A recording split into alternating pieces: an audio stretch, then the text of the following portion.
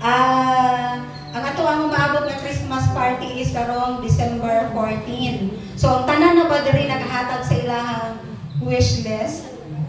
Wala pa. So ayan na mo uli karon no naman tay gathering per tribe no. So diha sa inyong tribe mangayo mong papel and magsulat mo sa inyong gusto nga madawatan. Butangan og pangalan sa babaw dayon tulo ka butang nga nagkantidad og tag 500 pesos no kada isa sa isa ka butang nga inyong ibutang sa inyong listahan na mo na inyong gusto madawatan.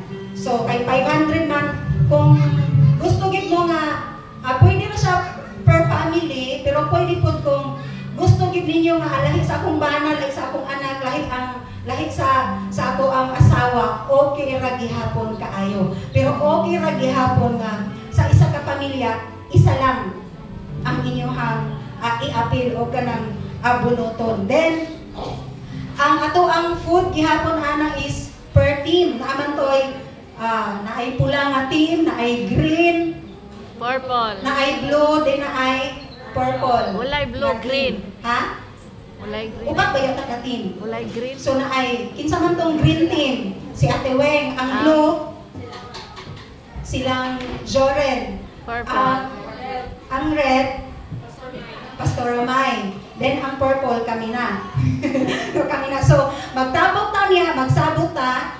Nasabutan naman ang pagkaon, pero ang pagkaon ug ang mga hatagon siguro murag adtong niagi nga Sunday nga nagmeeting ang mga sa tawag ani committee leaders anak nga sa umaabot nato nga kanang party. So, are we excited? So, ang ato ang UOTD, anak nga time is blue.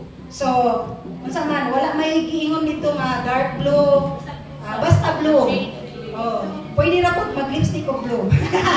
No, kung dili gusto sinina, pwede ra ribbon or onsa. Kay dili po natin inom nga, wala ko rin ani, wala ko blue, dili ko mo simba. Dili ko mo apilana, dili nato na imon nga hindrance.